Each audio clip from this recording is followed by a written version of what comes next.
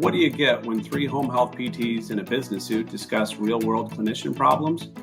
Welcome to Home Health Suit and Scrubs, where home health clinicians meet the business side of care. We tackle a variety of topics affecting home health clinicians, ranging from safety and efficiency best practices to clinical issues and even career development in home health. Check out our website at careandmotion.co to learn more.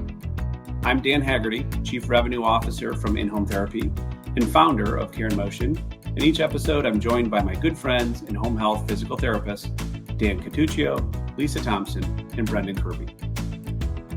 I'm excited today for you to listen to the first of our two-part discussion with Tracy Reidel, a PTA in Florida who's recently been promoted to clinical manager over 100 therapists for her company. We named this episode Flipping the Script because you'll hear Tracy's leadership come through, and at times we laugh that she started interviewing Dan and Brendan instead of us interviewing her. We'll chat through a lot of topics, but as usual, it comes down to communication. How can supervising PTs communicate most productively with their assistants? And what are the best practices to facilitate communication back from assistants to their PTs during the plan of care? Listen. All right, welcome to the Home Health Suit and Scrubs podcast. This is our most exciting episode yet because it's with someone that I'm so happy to talk to, Tracy Reidel, someone I've worked closely with, who's a PTA in Florida. So we've spent a lot of time together. Welcome to the show, Tracy. Great to have you tonight. It's great to be here. Thank you. And we've got Dan Cotuccio, Brendan Kirby, and sounds like Lisa is still in Portugal. So she will not be joining us this evening. But so Brendan and Dan, it's been a little while. How you guys doing? Doing well. Did a little camping a couple weeks ago. Got stranded on the side of the road with the camper attached to our vehicle, and we're just living it. No, in all seriousness, all is well. That was a hiccup we had, but we're good. How'd it happen? Oh Lord, do you really want to go into? Honestly and truly, it's a whole episode by itself. Maybe we should have a podcast separate to Dan's camper. No, but the moral of the big story was we had a fantastic time in Maine, and we didn't let it spoil the time. But we are still fixing the car, so we're trying to figure that deal out. I'm like, I can't part with it. It's got 200,000 miles on it. I'm like, I'm not saying goodbye to this beautiful thing. So. But at the same time, maybe it shouldn't pull a camper. Well, you might say that, but I'm going to say differently. So, anyway. And Brendan, I see you grew a goatee while we were on break. I love it. I'm back finally, right? It's been a few episodes. I've been, just hiding in the sun on the beaches down in New Jersey, but otherwise it just grew a little scruff, just mixing it up a little bit. But good man. Worked on my farmer's tan. That's all I get. Farmer's tan and a lot more freckles. Well, the cool thing about this episode is that it's Monday, July 14th, and this will actually be out on Wednesday, July 16th.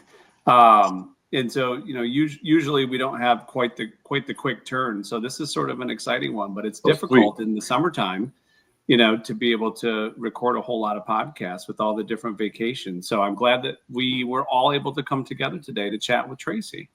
Absolutely. Thank you. So Tracy, maybe tell everybody a little bit about yourself, and you can talk about, one of the, the conversation that you and I had that led to this podcast when we were chatting about different topics. Okay. Well, I have been a PTA for 25 years. And I did 16 of those years in acute care. I am originally from Buffalo, New York. I am a diehard Buffalo Bills fan. We'll let that go. We are going to win the Super Bowl before I die. Promise you that. I became a PTA because I was a gymnast in my younger years, and I had an injury that led me to have to go to outpatient, which is not my favorite. But I did learn to love. I actually went to PT school, and due to an illness, I had to leave. And my next best option, my parents had moved down here to Florida, was I could only afford to go to PTA school for 2 years. So I did that. And like I said, I did acute care for 16 years, and I have been down here doing home health for 9. I've spent the last 2 on the road and in leadership, and then just most recently promoted to clinical manager of the Florida market. So it's been a ride. So I don't know if you're familiar with Florida, but that big lake in the middle, that's Lake Okeechobee, and it's about 50 minutes from me. And so that's where my area starts. And it's out in the country, it's very rural, and my kind of people out there. So we love Lake Okeechobee. yes. Well, so everybody knows I was chatting with Tracy. I think it was probably 2 months ago now, and she had been listening to the podcast, and we were just kind of going over different topics and things.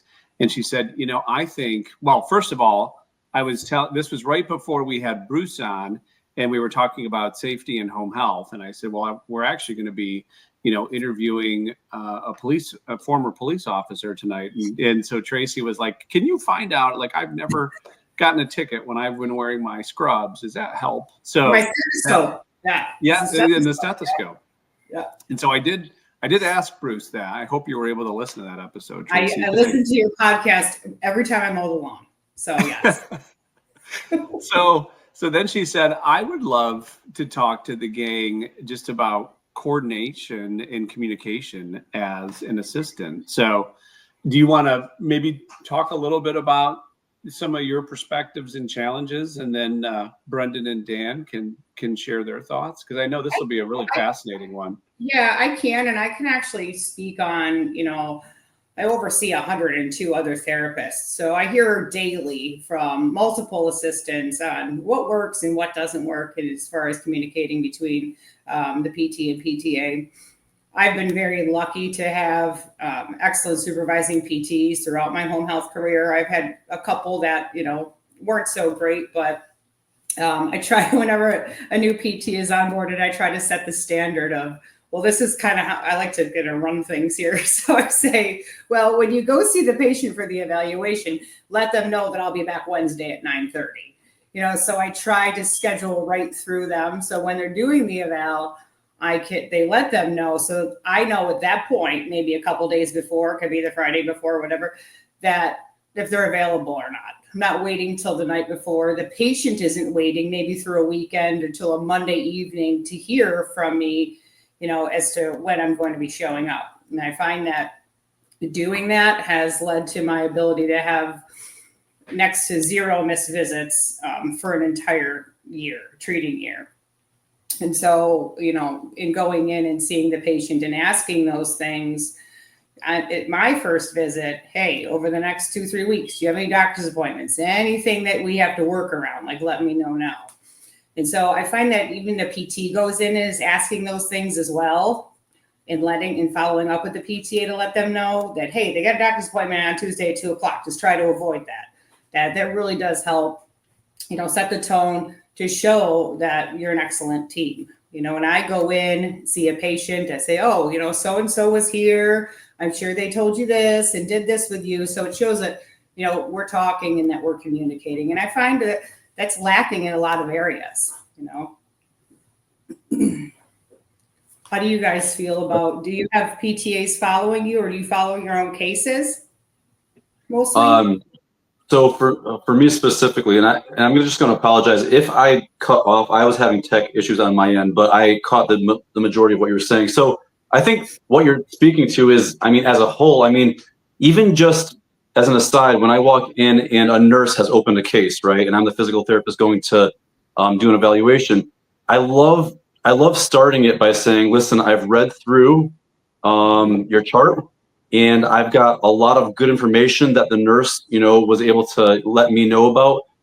That way I don't have to ask you all the same questions. I think that just immediately puts the patient at ease, saying, okay, because how frustrating is it when, when they have 5 different people walking in saying, hey, so how did this injury happen? It's like, oh my gosh, how many times do we have to tell this story? So I love the fact that, I think number one, communication is obviously massively huge. So I've worked with physical therapy assistants many times throughout my home health career. Right now, I'm not working with one, but communication is it's huge. And I think that it has to be a team. It's like this mutual thing of, whenever I find something out that's going to be helpful for you or for my PTA that I work with, I'm going to make sure that they know that.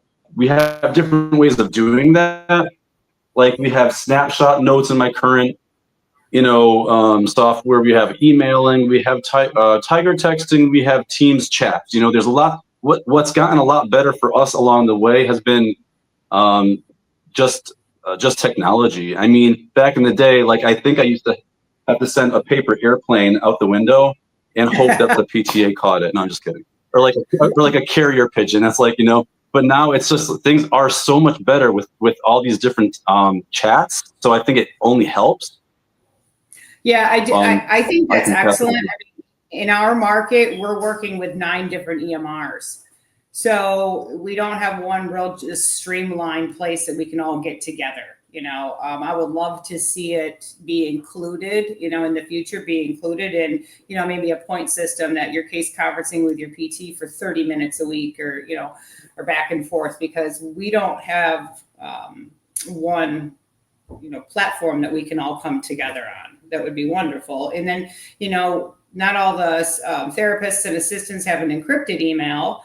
So we're relying on HIPAA compliant text messages with initials. And then, you may be sending your PT a message about a patient they evaluated 3 weeks ago with just DH. And they're like, who is DH? So we really do have to rely on that one-on-one communication. And I think it's important to set aside time to do that.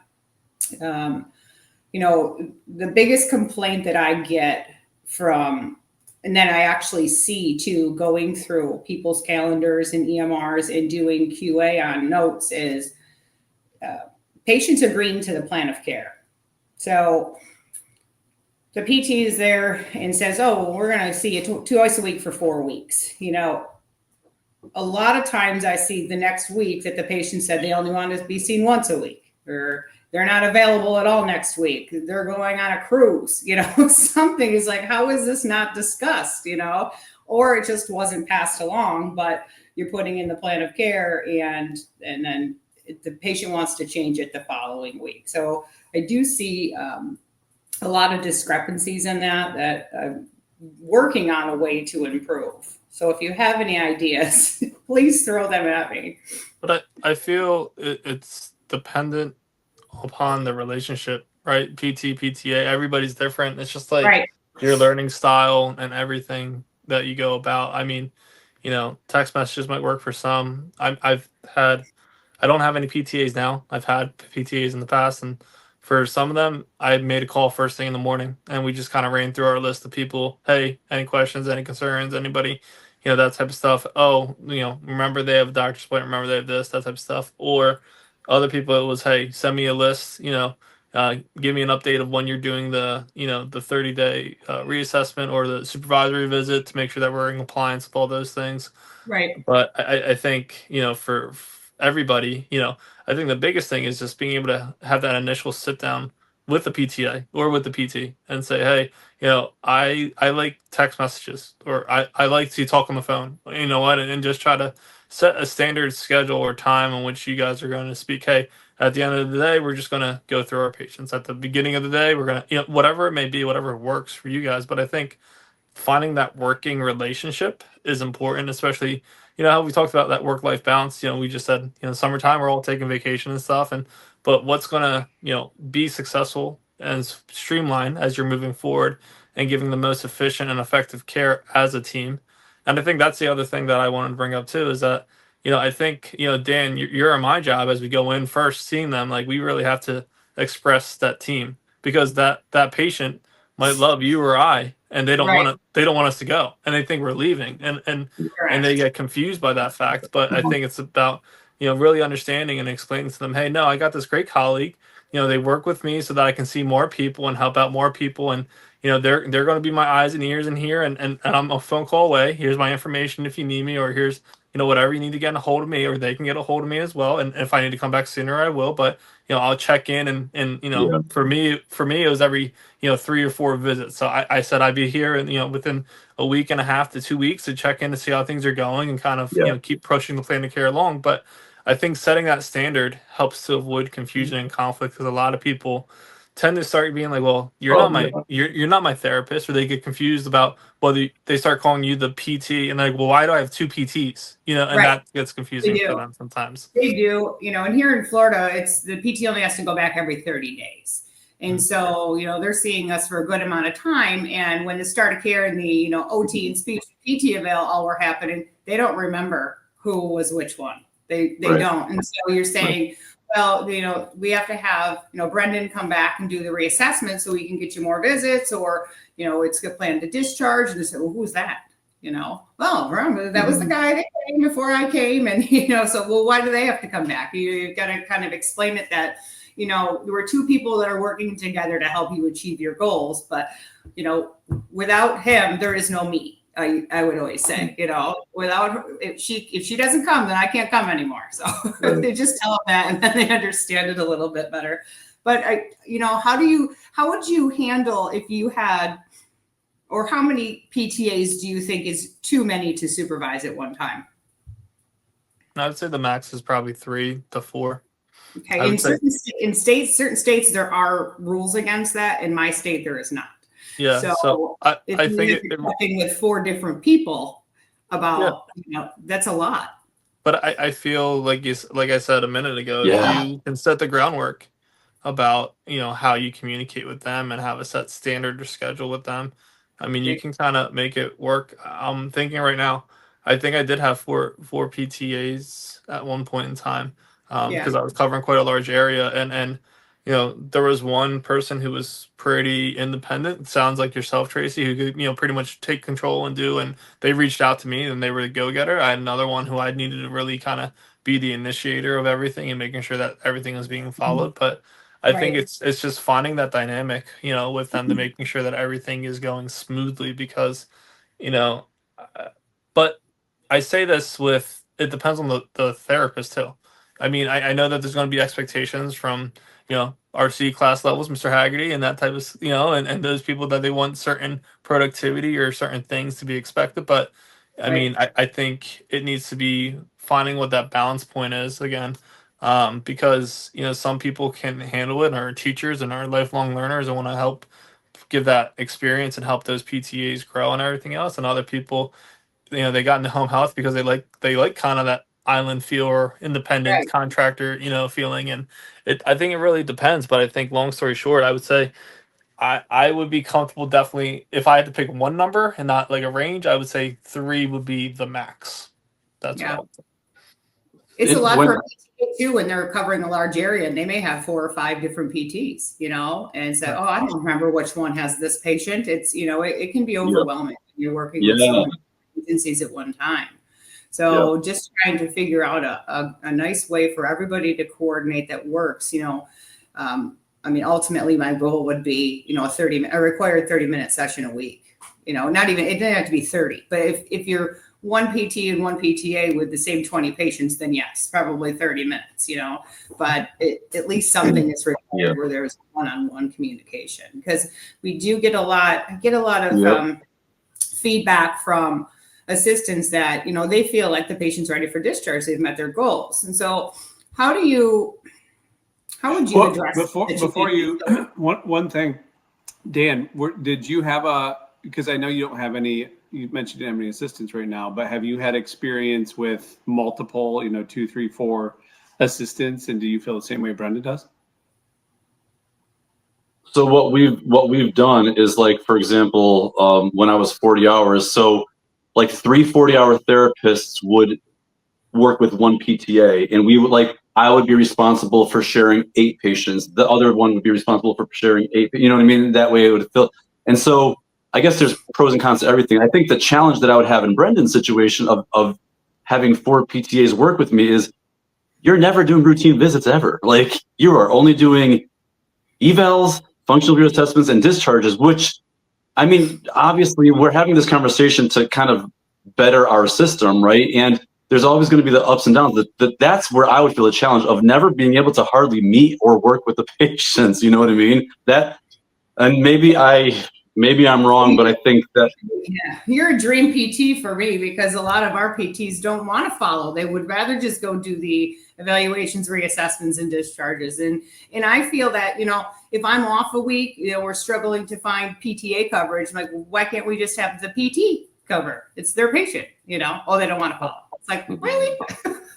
I thought we're all here. We're all here for one goal, So let me jump back in for a second, Dan. I would say though to you, think about this perspective, right? So, we talk about a team and everything else. I see it as they are an extension of myself, right? Like they're their own independent therapist, but at the end of the day, everything that I'm, writing or coordinating in my note or speaking is for them to kind of have as guardrails or guidelines as they go through, and I'm always available. So, I mean, for me, like I said, kind of, I think previously, is like, it just allows me to be able to help more individuals, right? Like I might not have that direct, close contact, but, I still, because I think of a visit, I'm reevaluating that patient every time, whether it's a regular visit, whether it's a re-eval, whether it's a discharge assessment, like I'm always doing my evaluation every time. So for me, it's just, I'm doing an extension, and I, I really took the time when I did have to do a supervisory visit to be like, hey, one, how's everything going? But two, let's crank this up a notch. And then I'd be reaching out to Tracy and be like, hey, you got to push them harder, or we got to do more of this. You know what I mean? Like you didn't quite get that message to me that, their balance has improved that well, or that they've done that much better with the stairs. Like, let's switch it up on them. Let's do this instead, And I think for me, that's how I was able to, I guess, handle mentally that capacity of having 4 PTAs, because it's like, even though it sounds like a lot, just having a perfect storm or just seeing them as an extension of myself to be able to cover more, I think was a good way to think about it. So yeah, definitely. I mean, I think it's good to have that. I mean, that thought process. I think I've not done that, and so the first thing that I think about is, number one, am I going to remember all 50 of these patients? Because literally, so that's where I would feel challenged. But I'm not saying that it's not doable or reasonable. I just haven't done it, and I think that's where I would be challenged, is not knowing the patients. But I am sure they'd come back to me once I saw their house and their chart. Exactly. Well, we're nearing our time allotment and getting into some really interesting stuff here. So let's pause on this note. Tracy, we'll keep going, but for this episode, thanks for the great discussion. On next week's episode, we'll finish this thought and get into the rest of the topics that you brought for us. And as always, I want to thank our listeners and remind you to subscribe to the Home Health Suit in Scrubs podcast wherever you get your podcasts. And check out careandmotion.co, where we have our podcast library, free resources, and an entire shop of products curated specifically for you, the home health clinician. We'll see you next week.